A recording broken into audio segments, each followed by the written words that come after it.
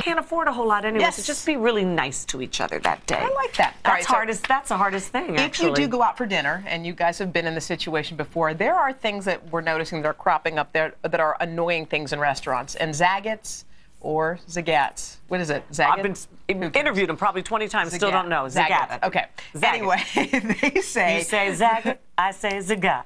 Here are the things that annoy people a lot.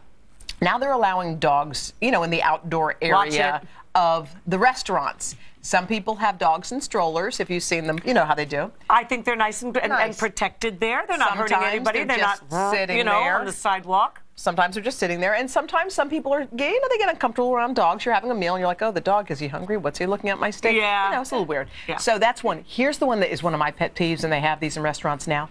The tables are so close together, you can barely get into your seat because the other one's seat is backed up against you, and you're like, excuse me, sorry, and you're trying to get, and to go to the restroom, you can't even get through the tables. You need a GPS. Yeah, you're knocking people's tables over. It's like the airlines that try to cram more seats in. They're like, just one more table. Or else it's on purpose, like a lot of the bistros are, because that's the way it is in Europe. You know, if you go to a French bistro or a little pub in England, everybody's just crammed in. Yeah. I like a little room to breathe. I like to, you know, have a little space.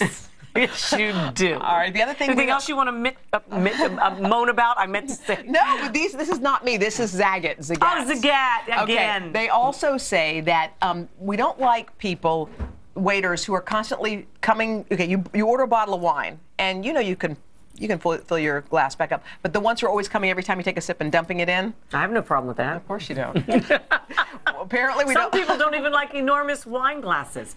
Who are you? Whining. This one I don't like. They come to the table and they're like, would you like still water or sparkling? And all you want is tap water, the cheap one. Because you know that they're making a ton of money on it, and it's pretty much the same. And they make you feel cheap when you go, no, I'll just tap, just tap. And then they give you that just look like, tap. Oh. It's a shame. Not doing as well as you look, huh? I know. I don't like that, but I like New York tap water. Is there anything you like? I like everything. I'm reading Zagat's problems. Well, let's tell everybody the best cities to find a date in since it is 2012. Valentine's Day is fast approaching.